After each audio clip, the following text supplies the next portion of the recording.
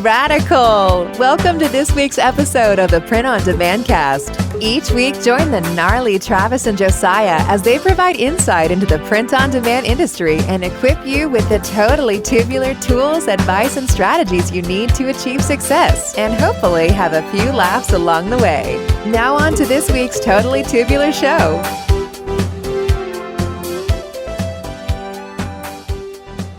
Hey everybody, and welcome back to the Print on Demand cast, the morning edition. We're actually recording this like on a Monday still, but before 5:30.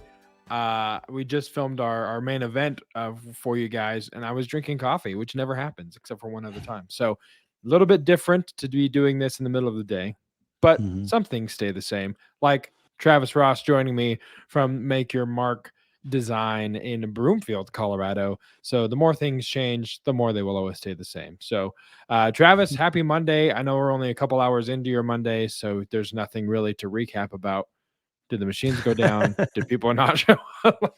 So probably the best Monday update that we'll ever have on this show.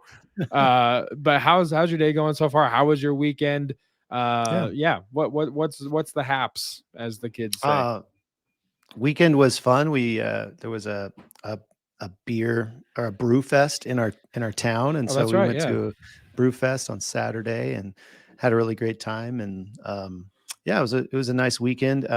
The couple of the coolest things that happened were my Arsenal won. They beat Tottenham, which Nice. Tottenham's like our biggest rival. So we won 3-1, and it was a great win. Nice. And then the Chiefs won last night. So now that I've isolated half of our audience because they hate the Chiefs and they hate Arsenal, we can move on. But for me personally, it was a great weekend. I mean, that was a lot of fun watching those games. And how was your weekend?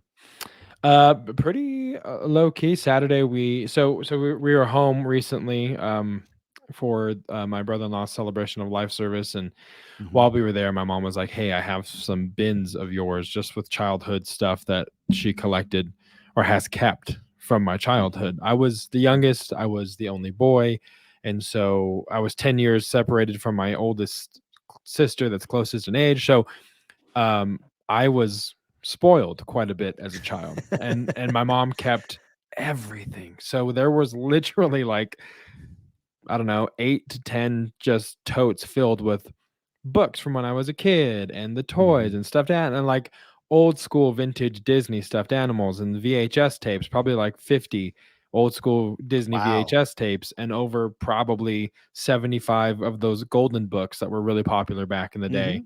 So all of that, all a Cabbage Patch Kids. I mean, everything that I ever possibly touched as a child. Cabbage Patch Kids. I was given a Cabbage Patch doll when I was like, I think 2 maybe as a gift, like or 3. So that was in there.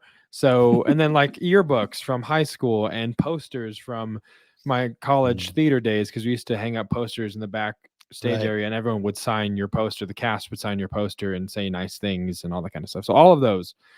So that this weekend we had to rearrange our storage facility that we have here under the house. Our landlord gave us some storage space. Had to go in, rearrange all of that, put the Christmas stuff up front because Madeline's going to decorate for Christmas in less than a month. As soon as November 1st hits, Christmas is in our house. So I got those readily accessible. Slayed a couple black widows, sprayed a lot of spider egg nests, all the things. And spiders are my one non-negotiable. Like, I hate them. I do not enjoy spiders. So I told her, like, if at any moment I spray this nest and baby spiders come crawling out, I'm burning everything. And I'll have nothing from my childhood, and our kid will have nothing when it's born from me as a keepsake. It's all over. That's funny. So yeah, did that, organized, took stuff to not Salvation Army, but Goodwill, and so that was pretty much it. And then Sunday, yesterday, went to church for the first time in 2.5 weeks because I was gone for so long. So that was good to be there. And the Bills won their game, so I'm very happy about that. So we're talking about, for those listening, inevitably, hopefully, the scenario is that it's a rematch. We'll never do it from the AFC Championship game, Bills Chiefs, and I'm pulling for the Bills. Travis obviously is bleeds red and yellow, so mostly red. Mostly red. Yeah, if you're bleeding yellow, That's a different issue. Yeah, it's not good. So anyway, overall, good weekend and excited to talk to or bring this main event to the folks here on the Print on Demand cast. Really cool interview. We're recording in the morning because our guest is in Oslo or Oslo, I don't know how you pronounce it, in Norway. And so the time difference we had to facilitate that a little bit differently. But we're talking to Pål Naess of Gelato. And so just got done wrapping that interview. A lot of cool info about what Gelato can do for you, our listener, who has an Etsy account or an Amazon, whatever that looks like. So Travis, before we kind of throw to that, because I think it's like 45 minutes worth of an interview. So we, as much as we like to waffle, we probably should just do mini waffles today. So what was your take on the interview? We can talk about more about this on the back end too, but overall, I thought it was really, really informative. And I think our listeners are going to be able to take away a lot of cool nuggets and some reasons to join Gelato and have them as a production partner. Yeah, I was really impressed with Pål and all of the things that he brought to the table. I don't want to give anything away before you've heard the interview, but there are, like you said, there are some really cool nuggets in here. There's some really cool strategies, I guess, that Gelato's put into place to serve their print-on-demand clients. I think I can leave it at that and just let people kind of listen to the interview, and then we can maybe hit some of our favorite things in the outro. Yeah, for sure. So with that, let's go to this week's main event.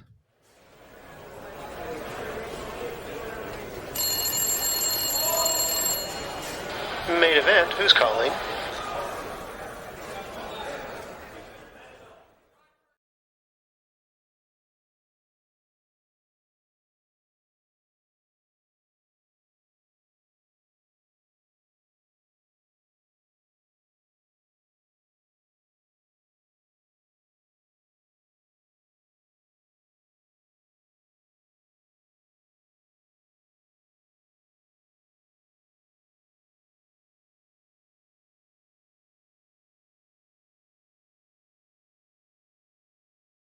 All right, Travis, excited for the main event of this episode 111. We have an international guest, which is super cool. I think it's probably only the second time that this has happened, that we have had to record in the morning. I'm drinking coffee while recording the Print on Demand cast, which has only happened one other time, which is incredible. So, but super excited to have Pål Naess of Gelato with us. So just a little bit about Pål before we bring him on. He is Gelato's Senior Vice President of Growth Projects, working with PR, communications, and sustainability. Part of the founding team, Pål was Gelato's COO from 2007 to 2013 when he joined Innovation Norway, the Norwegian government's agency for promoting business growth, in roles such as Norway's Trade Commissioner in Canada and Director of Entrepreneurs and Startups. He has since joined the Gelato team again and is pushing forward to maximize their growth in a sustainable way. I am so excited to have him on the show and get into the details. Please welcome to the Print on Demand cast, Pål Naess. Pål, thank you so much for taking time to join us here. Thank you so much for coming. How are you? Thank you. Great to be here. I'm doing great. Evening in Oslo. Yeah, so you're in Norway right now, correct? I'm in Oslo, Norway. Absolutely. Incredible. Yeah. Incredible. Well, Pål, we've had a little bit of a chance to get to know each other. We had a little pre-production meeting earlier this week. But obviously our audience, they probably know Gelato, but they don't necessarily know about you. And I am excited to hear kind of how Gelato got started and all of that and some of those questions. But what about you? Tell us about your print-on-demand journey to get us started. Well, I come from the telecoms industry. I was heading billing and IT in a company called Tele2 Norway. We had a CEO who came in as a 29-year-old saying that, okay, this year we will double the revenue. Of course, a lot of people were skeptical to his belief of doubling the revenue in a year, but we actually did manage to double the revenue in 2 years. That guy, CEO, then CEO for Tele2 Norway, he left that company, and Henrik Müller Hansen, which is his name, asked me right after leaving that company if I wanted to join him and start working with print. So the idea was a little bit the same as we had been doing in the telecoms industry. It's building a business where you own the customer, meaning you have all customer contact, all customer details, but where you rent the machines. So when it came to telecoms, it was about working, not building our own network, but using the networks that were already out there. And it was exactly the same as he was thinking around the around the printing industry back in 2007, using that overcapacity that is out there and building a business. Okay. So that kind of got you involved. So tell us about like the beginning, like when you guys started in like 2007, was it a really kind of a slow growth? Did you, I'm assuming you guys had a business plan and had big, aspirations, but tell us, kind of peel back the curtain and tell us how it really went in 2007 when you guys started. Yeah, well, as you can imagine, that Henrik had big plans for also for this business, and we did. We started out in Norway, very focused on cards back in the days. So printing on cards, that was kind of the biggest thing we were working on, and then gradually expanding to other countries like Sweden, UK, Germany, France, and just continuing adding countries. Everything was very manual in the beginning. It looked great, we thought, to our customers with a very, very manual back end. So what we were saying is that, okay, it doesn't matter. We can write all these addresses by hand. The day that's a problem, it's a luxury problem, and we will fix it. And I think that's how it started. Us doing a lot of manual work, trying to make it look as good as possible with a customer obsession. It should always be great for the customer. But in the back end, we were doing a lot of work ourselves. Who were some of your early customers? Like who were you guys actually marketing to and trying to serve? Well, first of all, it was our parents, my sister, my neighbors, and Nice. all of those. And I still vividly remember the day where Henrik and I looked at each other saying, like, do you know this guy? And that was kind of the first customer who nobody knew. So that was an Awesome. amazing happening, a great day at work. It was private, consumers in these countries, and it was also small businesses. So business cards was a very big thing at the time. Mm-hmm. How were you marketing? How did you start off obtaining these customers? Our first big marketing stunt were mail marketing. And as I said, we did a lot of things manually, and we had an idea about if we take our flyer, we fold it, and we put it in envelopes, and we handwrite all these addresses, people will be more likely at opening them.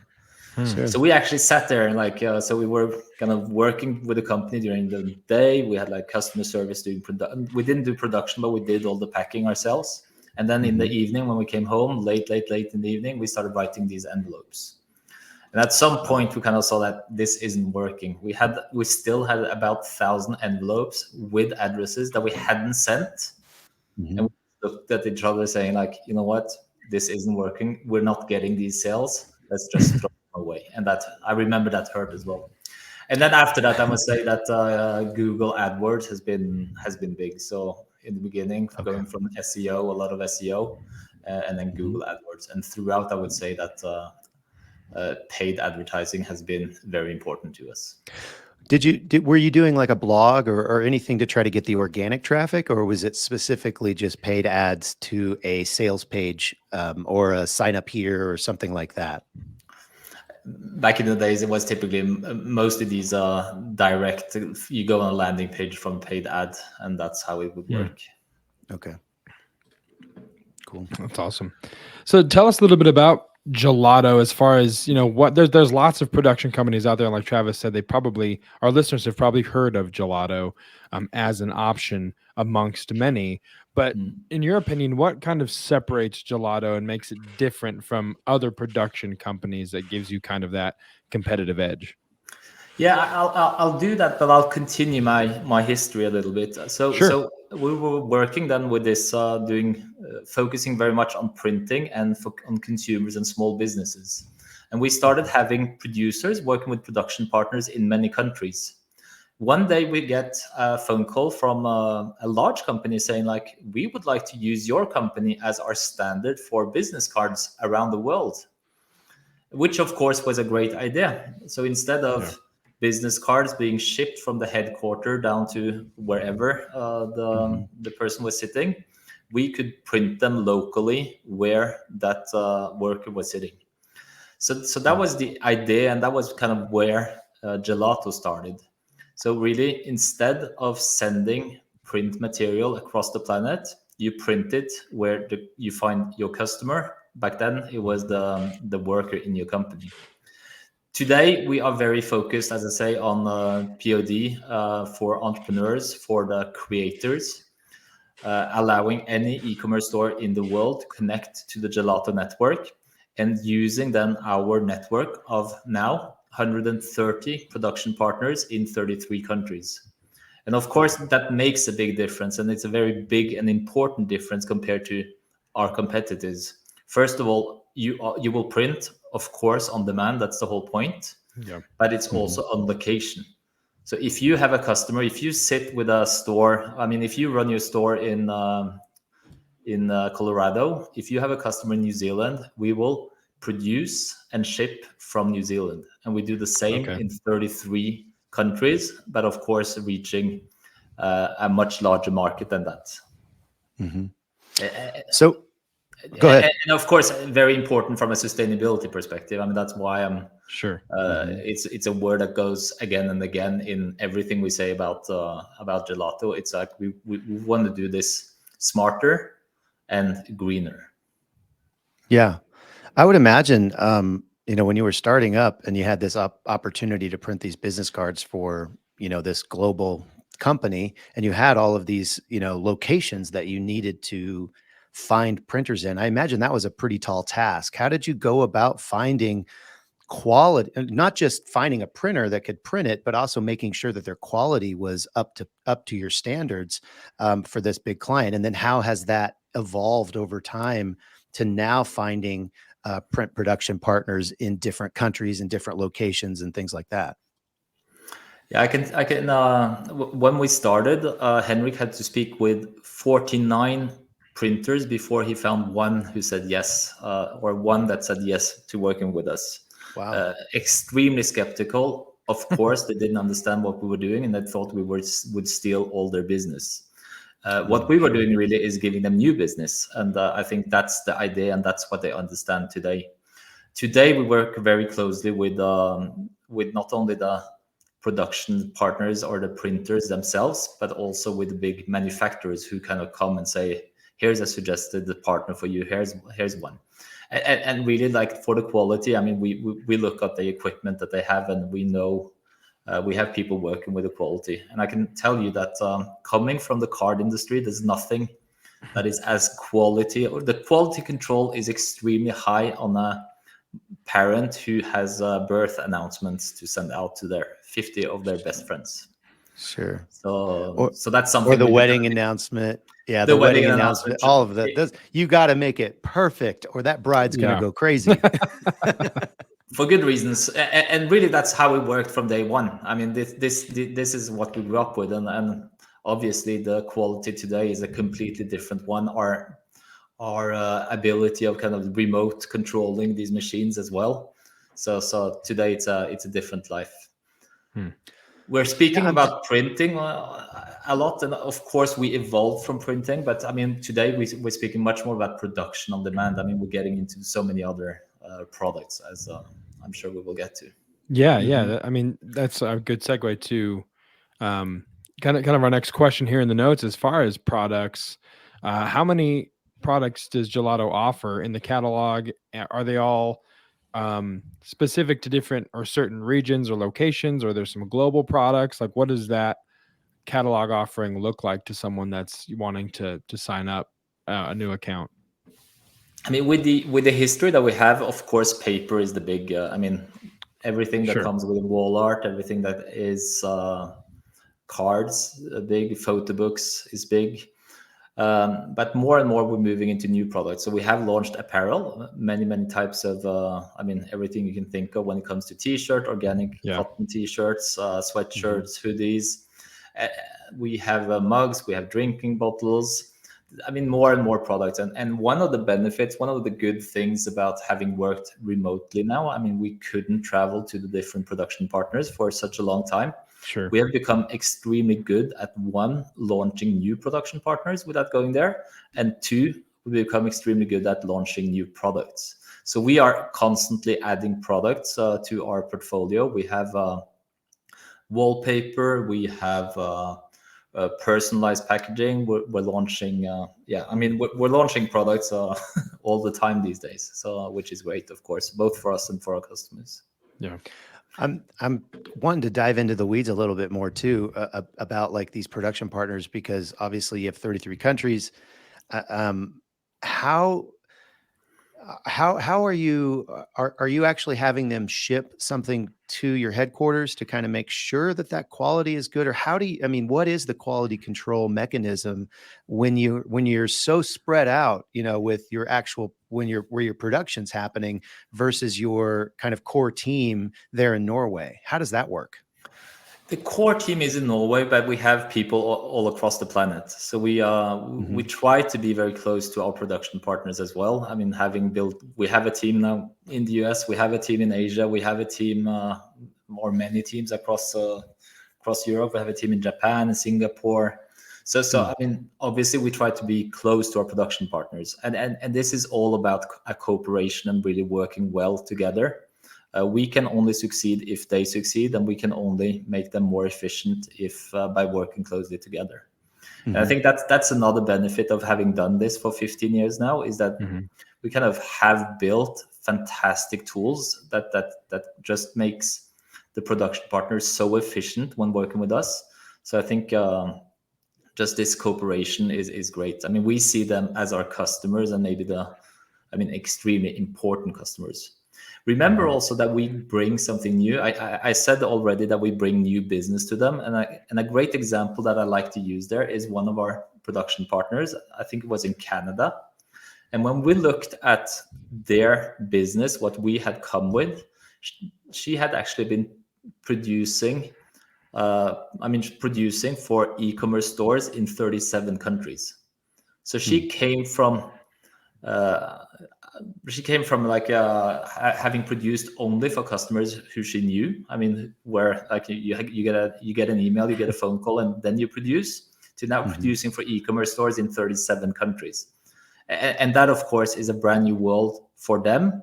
And it's exactly the platform that we want to create. Great opportunities on both sides of the Gelato platform.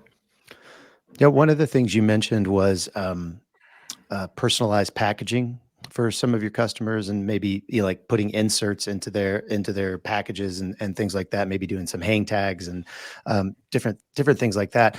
Is that how have you passed that down to your production partners? Is that a piece of technology, or is that a strategy, or how does that work? Because I'm assuming that most of, or a lot of these production partners don't necessarily do that kind of right out of the box. You have to kind of train them. This is the Gelato way. How does that work?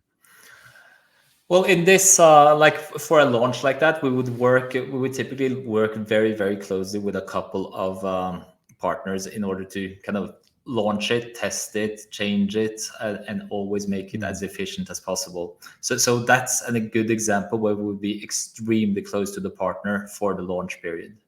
For that one, I mean, we print these on the fly. So, I mean, that's all about like making sure that again, the packaging or the packing of these parcels needs to be so extremely efficient. We have to be 100% certain that it's the right insert that goes to the right customer. So all these things, there's absolutely no room for error. We have to work extremely close to our partners in order to make this not only working, but also extremely efficient.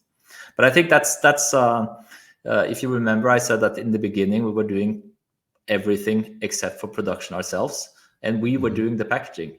And of course, having spent so much time packing ourselves, we know, I shouldn't say we know exactly anymore, but I mean, we know so much about how we can do this better, and how do we avoid errors, how do we make sure we have a quality control in what we do, and how do we follow up. So again, one way of doing this and working this so well with our production partners is giving them fully control. So I mean, we like to give them we give them a system so that they, over the phone, they have 100% control over everything that Gelato is bringing to them when it comes to production. It's kind of the remote control of the whole production center. It's almost, it reminds me a little bit of almost like a franchise model, where you have all of the systems, you have, okay, and you're going to need this many square feet, in your facility to house this, these labels or these packing materials or whatever, and kind of setting it out like that. So there's a relatively high percentage of success, because I can imagine at the same time, there's probably some horror stories along the years, where it hasn't quite gone as well as you had hoped, and maybe you had to fire a production partner because they just couldn't kind of. But you learn from that, and then you put together those systems. And would you say that's fair to say that it's almost like a franchise model, or is that overly simplifying it? No, I see why you say that, and I think more than a franchise model, it's an extreme partnership and production partner. I mean, the word partner is just so important to us, and seeing like making them succeed has to be our priority as well. Yeah. Right. And of course, yeah, we've had episodes throughout these years, episodes that we would happily live without. Wrong products going to wrong customers, of course, being one of them. Yeah. Oh, we're gonna ask you about a terrible, something terrible that happened in your business. One of those episodes. Yeah. We're gonna save that. Yeah. You mentioned in awesome. our pre-production meeting about, and you've talked a lot about how you have all these different production partners, but you talked in our meeting about our listeners expanding overseas. And I'm just wondering if you could maybe share, in your opinion, what's the best way to do that? Because a lot of our listeners are probably selling most of their items in the US, and maybe they get the occasional Canadian sale or Australian sale or whatever, and they just kind of figure it out when they get those. But for you, in your opinion, what is the best way to expand overseas for our listeners? Well, first and foremost, you have to dare to try, and I think that in itself it can be scary. Again, I want to take you to an example where we had a Swedish customer who was producing some fantastic posters. He was printing everything, producing everything back in Sweden, and he was shipping everything from his apartment. And of course, how can you price a poster, and especially a framed poster, if you have someone trying to order it from Indonesia? I mean, it's completely impossible. First of all, how long is it going to take? Second, how much will it cost? And what's the chance of that one arriving with a quality or in one piece, I would say. Right. So first and foremost, I mean, you have to dare to try. You have to kind of trust yourself for creating a product that's wanted across the planet. And then that's where Gelato with this extreme network will help you. And that Swedish customer, I think was it 90 countries when he kind of looked after having worked with after opening the platform, after kind of saying that, yes, I will start selling globally. And then after not many months, he looked and he had sold to more than 90 countries. And he had actually used production centers in all 33 countries, which was pretty exciting. So I think, how do you do it? I shouldn't say it's easy, because I mean, you have to sell these things, you have to kind of market your products in these different countries. But I can tell you that it's going to be a lot easier to do it with Gelato, where you know that the production will actually be close to your customer. Yeah. You can trust the prices, you can trust transportation, you know it's not going to take 7 weeks to arrive. Most are, I think it's up to 85-90% of our products will always be produced in the same country as your end customer. Wow. That's incredible. And that's with only 33 countries. So that's very telling, you know, that much, that it's only 33 countries that are getting 85% or so of the sales. That's really interesting. And of course, this is also like part of the history of Gelato, because working with these global companies, I mean, they would kind of ask, or we knew that we would have to place our production partners in those big countries. So we are producing in India, we are producing in China, we are producing in Japan, Korea, US, Mexico, Brazil. So it's kind of, we also of course follow business, follow where do people live. Right. Then the different trends that makes a lot of sense. Yeah. And obviously like, I mean, our production partner in Singapore can reach a lot of countries around Singapore in a very short time. So, I mean, we don't have necessarily in every single production, in every single country in Southeast Asia, but we would leverage on our Singaporean partner to do this. So, just digging in a little bit further about like how are these orders routed? Is that an automatic thing? So if I have, you know, an order in Singapore, I have an order in Australia, I have an order in Mexico, am I manually selecting the print partners, or is that something that Gelato just automatically does on the back end? That's something we would do for you. So that's probably where we are spending the most now. What should I say? Mental capacity, or most developers is doing this routing as smart as possible. There's so many things that have to be taken. I mean, you have to look into so many things for doing a good routing. First of all, do they have the products in stock? As close as possible to the customer, the quality of the partner, the speed, the price. What if the customer is ordering 2 products and you can't produce them at the same place? How do you do that as smart as possible? Is it better than to produce it somewhere else where you can do both at the same time? So I mean, that's where we're introducing AI. I mean, to start helping us doing this as smart as possible. It's also one of those places where Gelato is happy now to have a lot of people joining the team from with background experience from Amazon, from those types of companies, and they obviously know the right answers to ask and help guiding us to making this as good as possible for everyone. Awesome. So we've talked a little bit about, you know, how to expand overseas for someone that might be listening that wants to do that. But for someone who doesn't have a Gelato account, how would somebody get started with that? Like who is it going, like who is it ideally for? Let's say you're an Etsy seller. What would you do to get going? What does it take, and what does it help you do? And what's that process of onboarding look like for someone that wants to integrate with your services? Yeah, just like many of our competitors, it would start with finding the Gelato app, or just going to gelato.com and signing up. And then we can integrate. We will integrate with all the normal storefronts. I mean, Shopify being the one where we get the most customers, but of course we integrate with Wix, with the WooCommerce, with Etsy, and so many others. Or you can use our API directly. So then you sign up, you choose the products, we integrate, so you get those products into your store. You can do personalization. We have systems for that. We have different other ways, filters that you can be using, some other tools you can be using to improve your products. So I think that's very similar to many of our competitors. The one big difference here is, of course, this global network that you get access to. Yeah, that's really cool.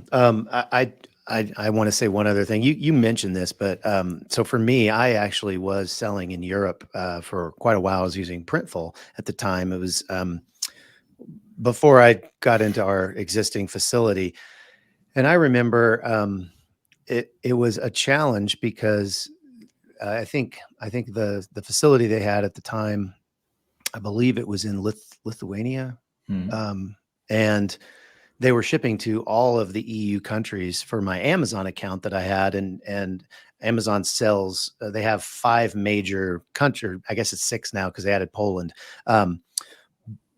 But all of the things were coming from Lithuania, and so while that was a benefit that I didn't have to ship it from the US, it was also extremely confusing with like taxes and cross-border, shipments and things like that. Yeah. With VAT tax and it was all coming from the same country. So I don't want to gloss over the fact that having somebody in Germany, somebody in England, someone in Poland, and they don't have to go across the border. That can save you a lot of headaches. Just with the taxes, let alone the shipping savings that you get, to experience. So I just wanted to throw that out there as another, I think, cool feature. Paul, is it fair? Do you have? I mean, just I guess speak to that. I will do it. And there's nothing more annoying as an end customer than you want to go and pick up your T-shirt and you have to pick it up at the post office and you have to pay extra taxes. You have to pay customs. You have to pay a lot of charges to the post, making that T-shirt be so much more expensive than the price you expected to pay. And of course, I won't say that VAT in Europe is easy, because it's not. It is pretty tricky. It all depends on where you produce, where you ship to, and all this. But at least like producing in the same country avoids surprises. And that's the good thing. That's the benefit of Gelato. Yeah, totally. So you've been in the print-on-demand game for quite a long time. 2007. I guess you took a little break there for a while, but you're back at it. You've seen a lot of sellers come and go in this game. So I'm just curious, do you have any specific tips for our audience on how to win over time, how to endure over time as an e-commerce seller? Can you speak to that for a little bit? I can, and of course, as you say, I've seen many come and go in this business, and but I think it's a great place to be. I think there's so many right things of doing production, print on demand these days. It's a fantastic. I mean, you have the creator economy coming up. All these people now being able to live off maybe what used to be a hobby. It's fantastic, and it's needed. You have the concept of, technology brings so many more products to this, which is great as well. I mean, we're just waiting for 3D print to arrive, and it's going to be a feast for everyone. What should I say? Well, there's one thing that is always important, and that's to be very good with your customer, and good customer service, customer obsession will always pay out. Right. I think make sure you have your customers happy, make sure your customers start speaking to their friends, and that's going to be great for your business. So I think customer obsession is probably the best thing, or the most important thing for anyone who wants to start any business. The second one I would say is dare to think big, dare to go global, as I was saying previously. I think that's a necessity if you want to build a business. We're very lucky being a Norwegian company, because obviously in a country with 5 million people, you have to think global from day one. If we were building a business only for Norway, it wouldn't be, we couldn't live with it pretty much. I think that's one thing, one thought you need to have is that, okay, I want to have bold ideas, bold plans for my business. And then I think, of course, being good at calculating the margins, making sure you make money off every order, making sure you have a extreme sense of control over all your sales and marketing cost versus your profit, and dare to, if you are proud of the products you're selling, you shouldn't underprice them. Sure. Yeah, love it. Let's go to so we have a set of questions that we always ask people, all of our guests. But before we get there, we're going to go to everyone's favorite segment of every show that we do. And I think Travis let you know that you needed to bring one of these to the show, but we're going to go to the dad joke, the weekly dad joke, before we go to the magic questions. So cue the dad joke. Time for the weekly dad joke. All right, Paul, you are the guest, and as per usual here, we always let the guests go first with their dad joke of the week. So go ahead, fire Fantastic. away. Yeah, no, fantastic. And I mean, I've really been looking forward to this. Unfortunately, look, dad jokes in Norwegian are so much funnier than the English ones. But I did find one that I kind of like. And looking at you, I see that you might like it as well. And that's the I used to hate facial hair, but then it grew on me. Okay. Love it. Travis, do you wanna do our dad joke this week? I actually, you could do the one here, but because I was actually thinking about when you were talking, Paul, you were talking about 3D printing. Yeah. And I didn't know, did you know they're actually starting to 3D print guns now? But to me, that's kind of old hat because I've had a cannon for years. Nice. You pivoted a little bit. I did. A I different pivoted. joke. No, that was good. I like it. Yeah. I like it. So that is this week's dual weekly dad joke. You always get two when there's a guest on the show. So everyone loves interview segments for that reason. But from there, we're going to go to the set of questions we ask everybody, known as the magic questions.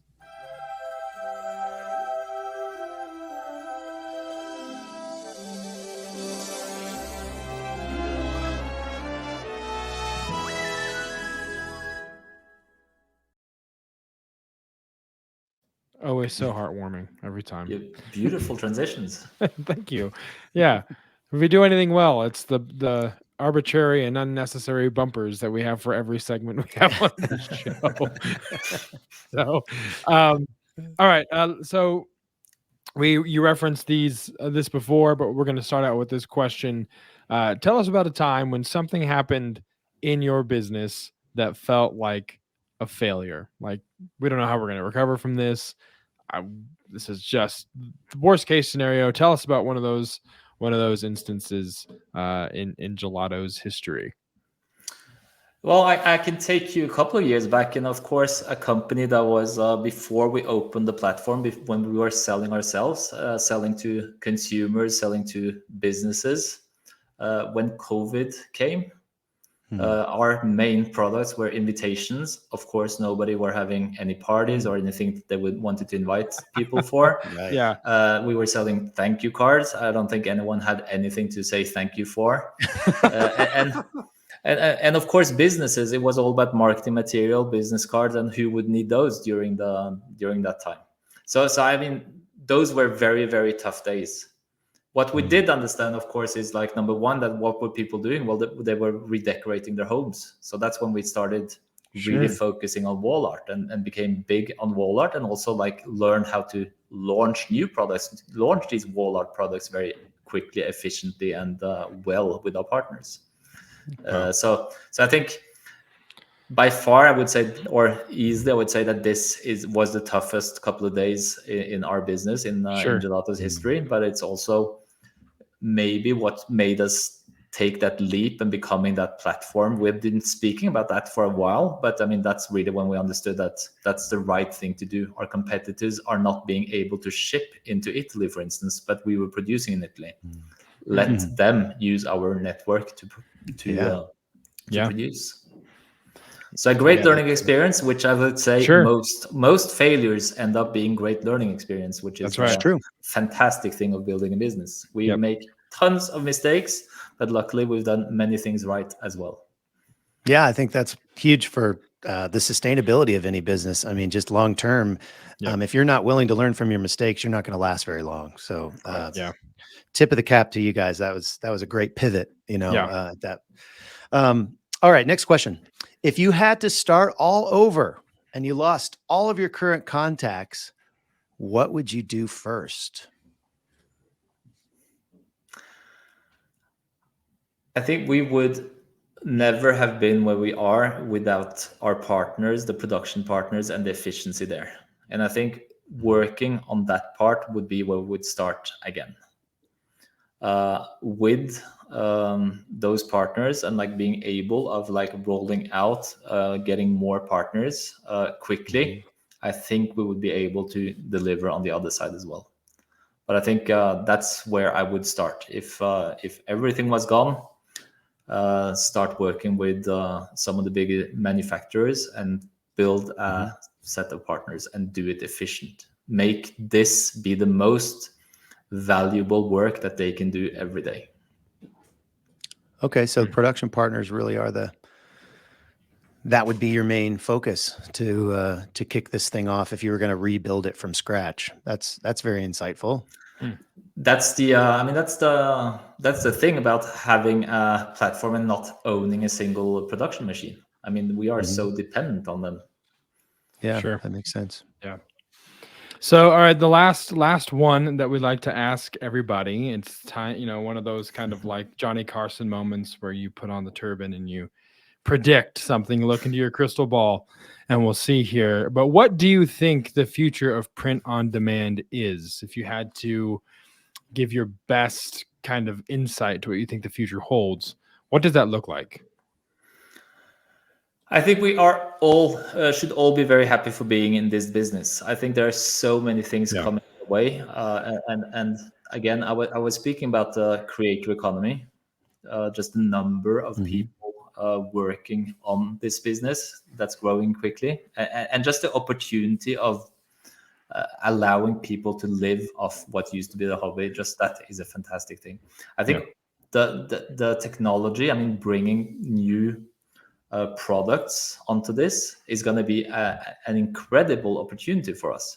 I mean, imagine 3D print. We've been discussing it previously, but I mean, this can change the manufacturing of the world.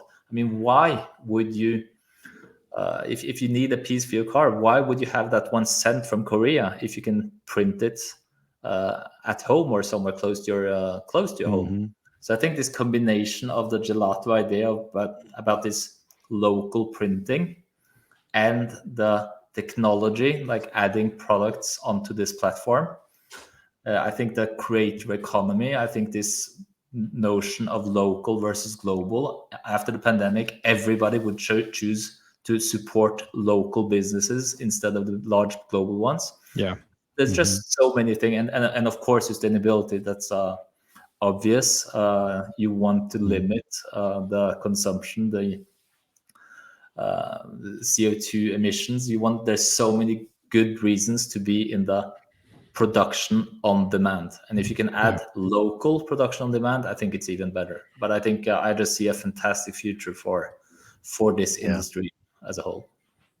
Yeah, I think the sustainability piece is only going to increase, just the awareness of it, and then the opportunity to be sustainable in your business when it comes to print on demand. I think that's a great answer.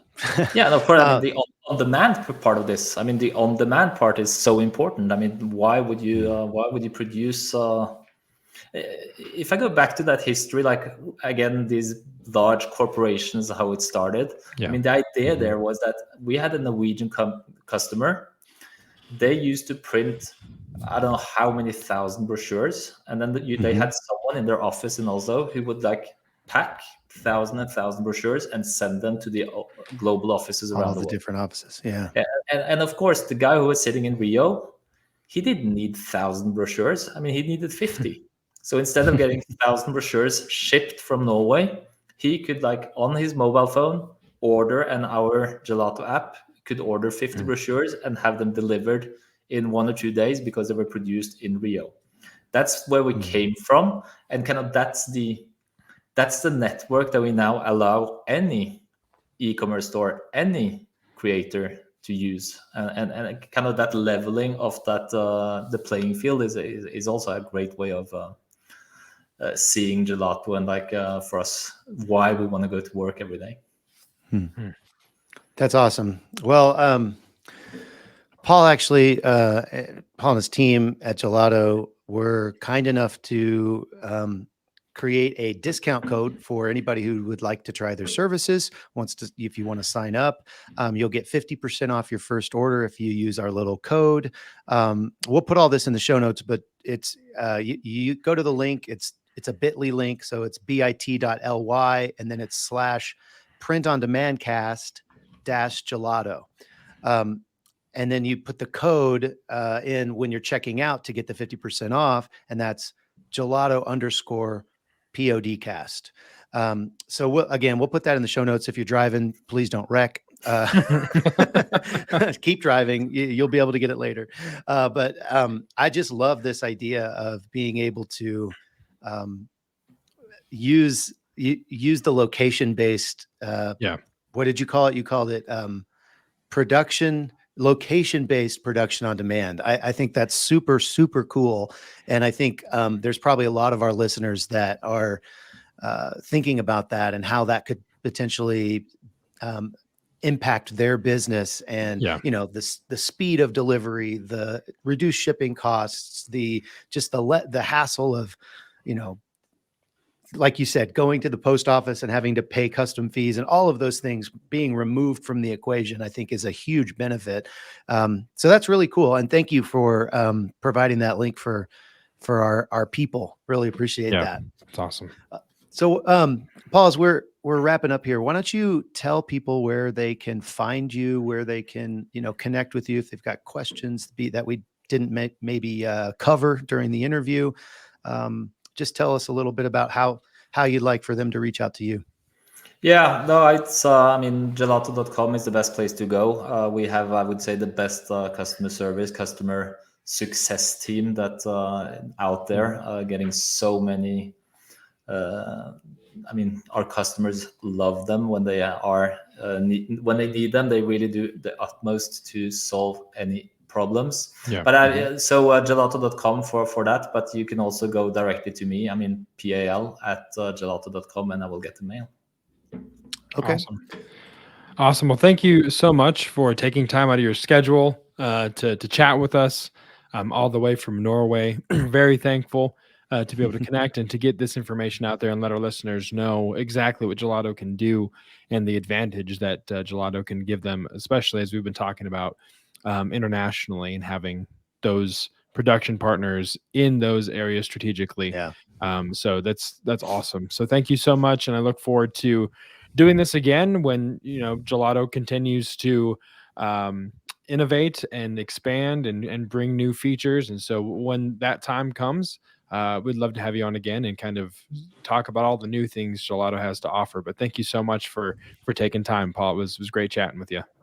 Yeah, and thank you to both of you. It's been a pleasure. So thank you for having me and Gelato on the show. It's great. Absolutely. All right, we'll talk soon. All right, we want to thank Pål again from Gelato for doing the interview all the way from Norway.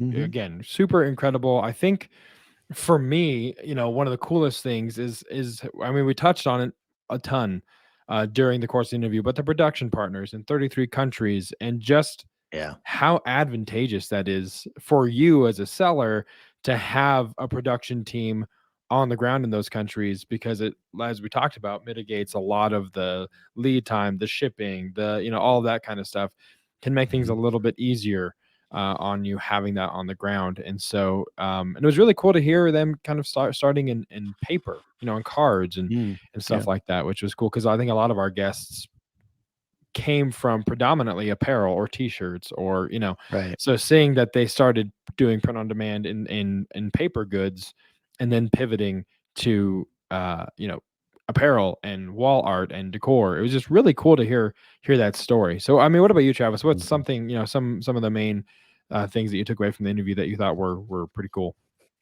Yeah, you could probably tell by some of my questions. I was trying to get into the weeds. I was trying to learn more and more about how their systems, and because I asked him on the pre-production meeting, I said, would you guys how would you guys define your company? And they were like, well, we're a technology company. We don't own any production. We outsource all of that. And so to go this long, since 2007 to today, doing it that way, you've got to really have really amazing systems in place because you have 100+ production partners all over, the world, and to be able to interact with them and onboard them and have systems for them. It was very interesting. And me as a production or a fulfillment production house owner, I'm kind of, wondering, well, maybe I should sign up for Gelato, or maybe, how do I'm actually interested. Yeah. How does Make Your Mark become a partner? Yeah. Yeah. And we did talk a little bit about that on the pre-production meeting. It might be something that I look into if for no other reason, just to get behind the curtain a little bit more and understand some of their systems and how they're doing some of these amazing things. But yeah, I was really impressed with that whole local production on demand idea, saving all of the, we talked about it ad nauseum on the show, but, saving like for me, just like I said in the show, it was a pain in the butt to figure out, shipping from one country to all these different countries. It was so, I never knew what to expect. But having an actual place in the country is huge, I think. And so that, to me, that's their biggest kind of feather in their cap, if you will. And then I want to make sure you guys got the link in the code. It's bit.ly, so bit.ly/printondemandcast-gelato.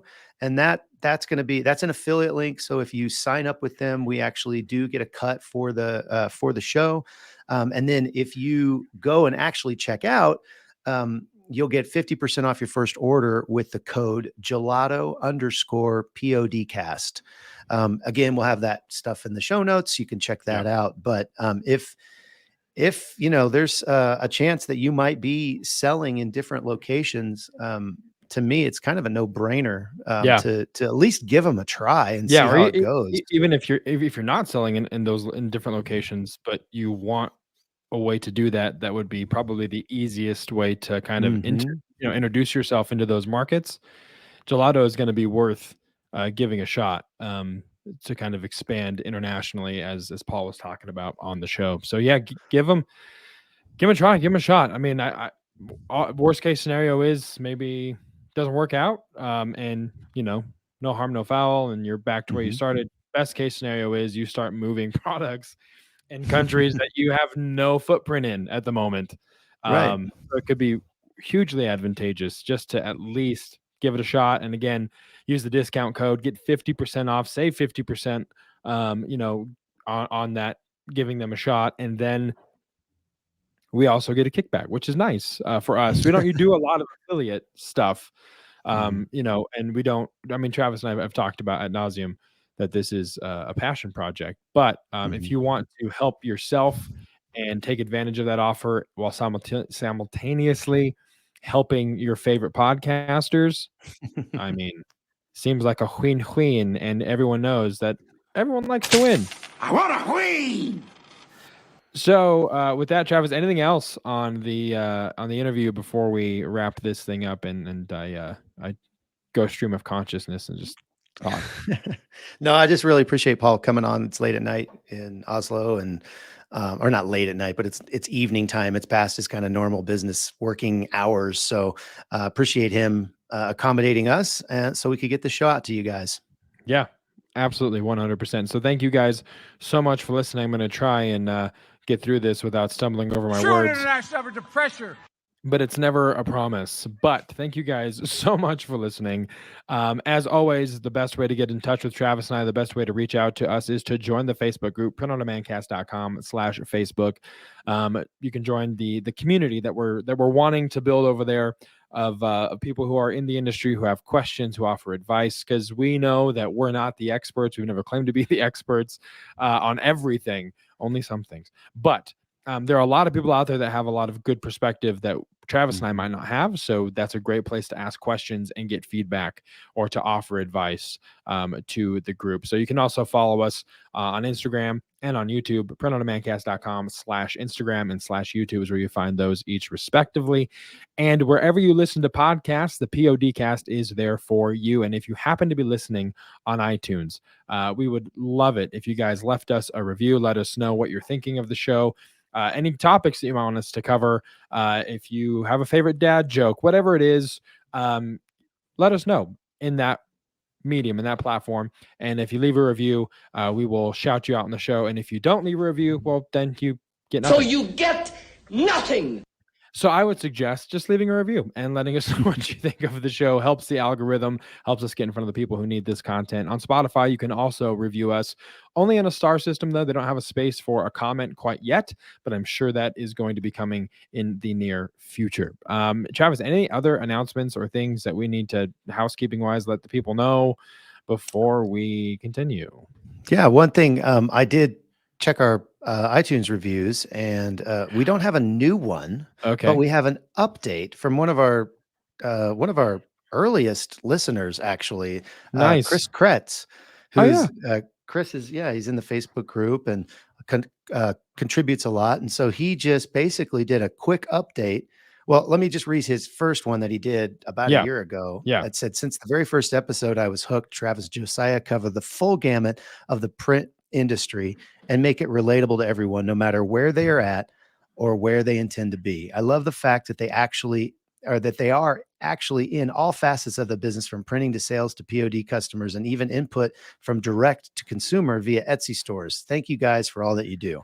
So that was what he wrote a year ago. Nice. He just updated it recently and said 2022 update. This show still rocks, and I am still listening 100+ episodes later. So thank you, Chris. That was really awesome. We really appreciate that. Yes, thank you, Chris. See, I told you all, if you review, you get a shout out. So thank you so much, Chris. That's awesome. Thank you for the kind words. And we all obviously, value you as a listener, an early adopter of the Print on Demand cast, as it were. So thank you guys so much. We'll be back next week with another episode of the Print on Demand cast. But until then, for Travis, I'm Josiah, and we'll see you next week right here. Same bat time, same bat channel on the Print on Demand cast. See ya. Hey, babe, thanks for listening to this week's episode of the Print on Demand cast. We hope you enjoyed the Totally Tubular Show. If you've got a question or a suggestion for the show, send Travis and Josiah an email at info@printondemandcast.com. Want to be wicked nice? Take a minute to rate and review the show on iTunes or wherever you get your podcasts. And don't forget to subscribe now so you don't miss next week's episode. See you next time, for sure.